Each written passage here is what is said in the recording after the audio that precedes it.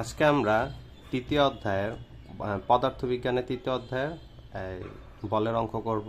এটা আমরা আগের পার্ট 1-এ দেখেছি বলের অঙ্ক। আজকে আমরা পার্ট 2-তে দেখব, এটাও বলের অঙ্ক। দেখো এখানে কি বলছে, এত নিউটন ওজনের একটি বস্তুকে, তাহলে আমরা এখানে একটা বস্তু আঁকি। এই একটা বস্তু, এটার ওজন হচ্ছে 58.8 নিউটন। তো বস্তুকে 2 নিউটন ঘর্ষণ বল দ্বারা, তাহলে আমরা দেখি এই বস্তুটাকে হচ্ছে একটা ঘর্ষণ বল দ্বারা নিয়ে যাবে। তো আমরা ঘর্ষণ বলকে F1 লিখি। ঘর্ষণ বল হচ্ছে আমাদের 2 নিউটন। কোনো মেঝেতে 10 সেকেন্ড যাবত বল প্রয়োগ করছে, মানে এটার উপরে 10 সেকেন্ড ধরে বল প্রয়োগ করছে।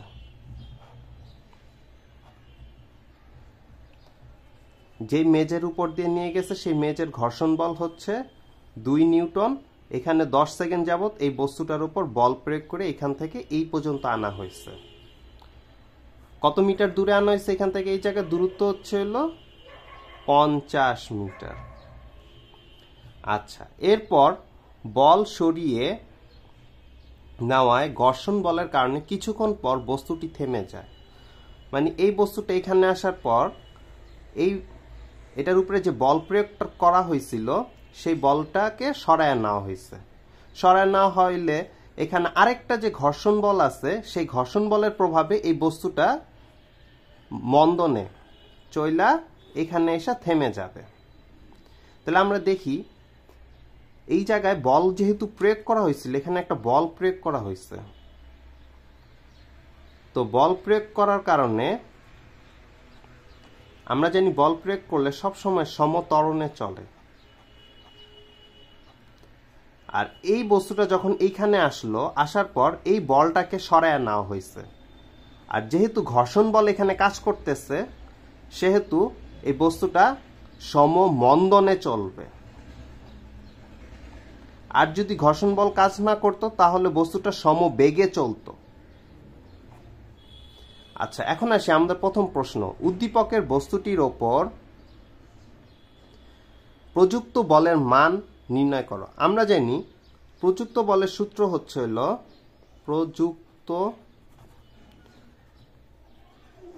প্রযুক্ত বলের সূত্র হচ্ছে হলো কার্যকরী বল যোগ ঘর্ষণ বল। তাহলে আগে আমাদের হচ্ছে কার্যকরী বলটাকে বের করতে হবে। আমরা কার্যকরী বলটাকে F2 ধরি, আর ঘর্ষণ বলকে আমরা F1 ধরছি, আর প্রযুক্ত বলকে হচ্ছে আমরা F ধরব। তাহলে এখন আমরা দেখি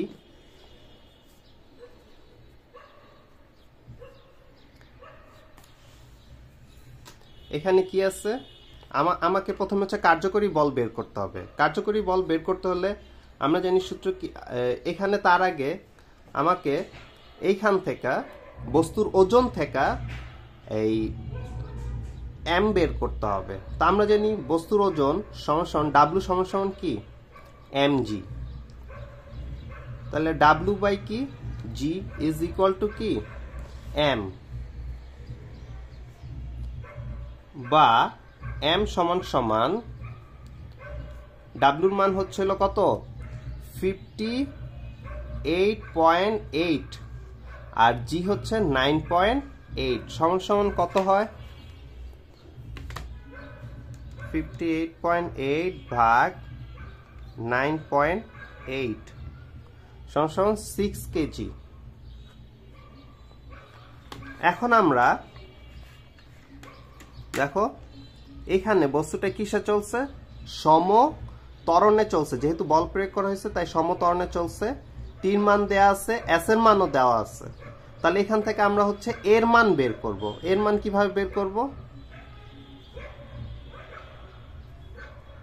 S equal two ut plus half of at square.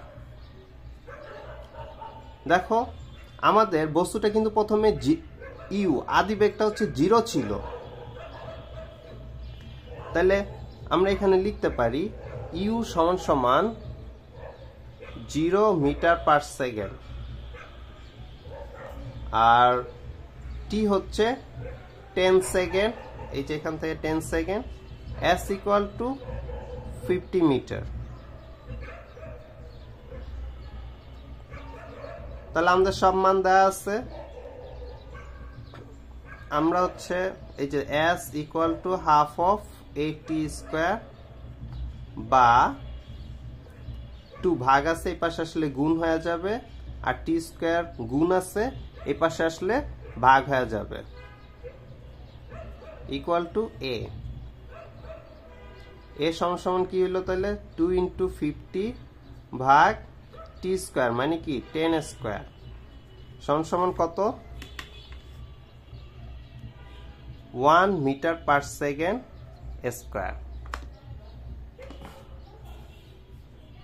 তাহলে আমরা ত্বরণ পেয়ে গেলাম। তাহলে আমাদের কার্যকরী বল সমান কি, কার্যকরী বল F2 সমান ma। আমরা এই যে এখান থেকে হচ্ছে m এর মান পাইছি, তাহলে এখানে m এর মান বসায় দাও 6 আর এর মান হচ্ছে আমাদের 1। m is equal to 1 KG 6 KG আর a is equal to 1 metre per second square সমান কত হলো 6 নিউটন। তাহলে আমাদের কার্যকরী প্রযুক্ত বল কত হবে? এই যে আমাদের প্রশ্নে কিন্তু চাইছে কি প্রযুক্ত বলের মান নির্ণয় করো। তাহলে হচ্ছে হলো প্রযুক্ত বল F সমান কি F2 প্লাস F1। আমরা এখানে দিতে পারি হচ্ছে হলো F2 এর মান হচ্ছে হলো আমাদের কত 6 নিউটন, F1 সমান এই যে দেখো ঘর্ষণ বল ছিল 2 নিউটন। তাহলে আমরা এখন জাস্ট মান বসাই দিব 6 প্লাস 2 ইজ ইকুয়াল টু কি 8 নিউটন। এটাই আমাদের অ্যান্সার। আমরা এখন 2 নাম্বারটা দেখব। দেখো কি বলছে, বল সরিয়ে নেওয়ার পর কত দূরত্বে থেমেছিল। তা আমরা এখানে দেখছি আমরা কিন্তু গতে পাই বস্তুর ওজন কিন্তু 6 কেজি ছিল। তো এই বস্তুটাকে এইখান থেকে এই পর্যন্ত একটা বল প্রয়োগ করে আনা হয়েছিল, কিন্তু এই বলটাকে 10 সেকেন্ড পর আর দেওয়া হয় নাই। কিন্তু এই জায়গায় একটা ঘর্ষণ বল থাকার কারণে বস্তুটা ওই আগে যে বল প্রয়োগ করেছিল তার কারণে সমমন্দনে চইলা একটা সময় এসে থাইমা গেছে। তো আমরা জানি ঘর্ষণ বলের কারণে সমমন্দন হয়। তাহলে আমাদের আগে হচ্ছে মন্দনটা বের করতে হবে। তো তার আগে আমরা একটু লিখে নেই যে এই জায়গায় একটা আমাদের আদি বেগ। আচ্ছা আমরা আগে ফার্স্ট সেটা করে নিই, ঘর্ষণ বলের মানে মন্দনটা বের করে নিই। 10 সেকেন্ড পরে বস্তুটি সমমন্দনে চলে, অতএব F ইকুয়াল টু কি ma। এখানে ওই যে আমাদের যে ঘর্ষণ বলটা ছিল ওইটাই হচ্ছে এই মন্দন ঘটাবে। আর m এর মান তো আমরা জানি 6 কেজি, 1 নং হতে পাইছি, 1 নং হতে পাই। তো দেখি এখন এখানে কি হবে,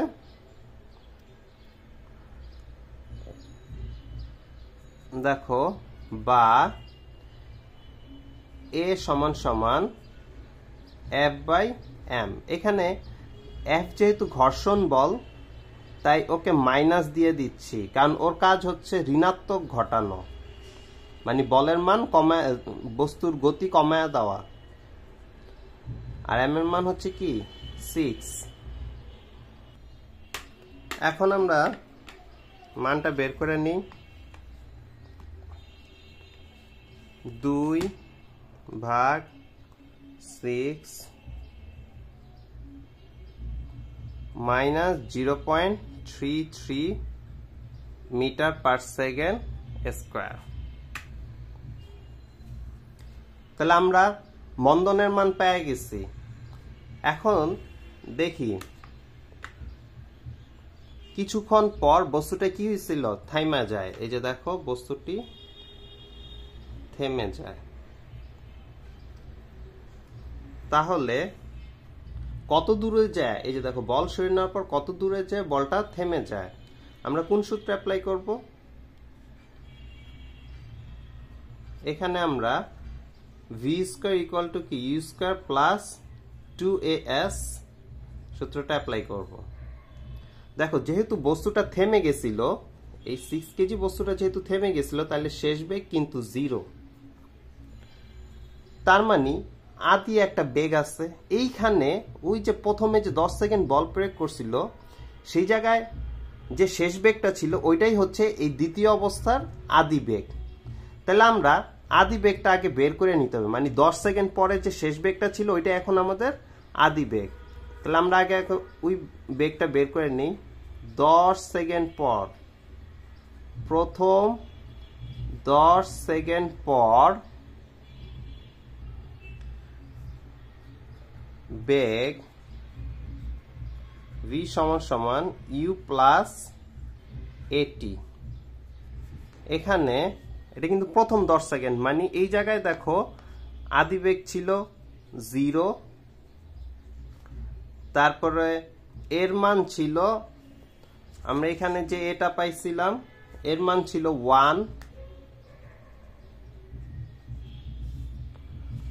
তারপরে টির মান ছিল 10 সেকেন্ড। তাহলে আমরা জাস্ট এখানে মান বসায় দিই, 0 প্লাস 1 ইন্টু 10 সমান 10 মিটার পার সেকেন্ড। অতএব এখানে আমরা তাহলে কি করব, এখন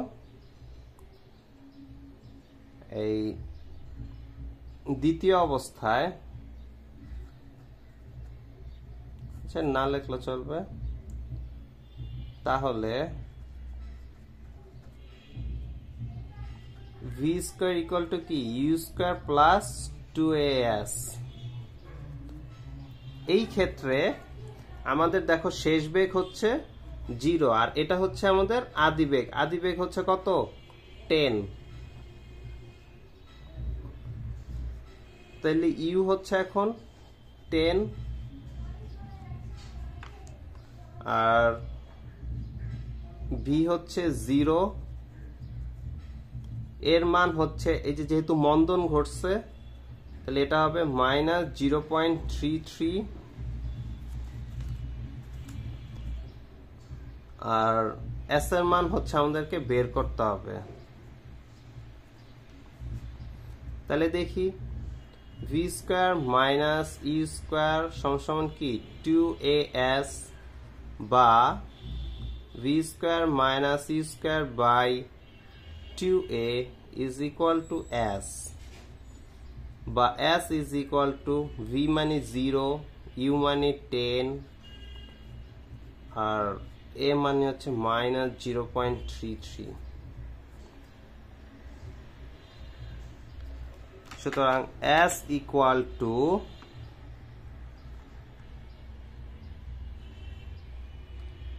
-10 square divided by 2 into -0.33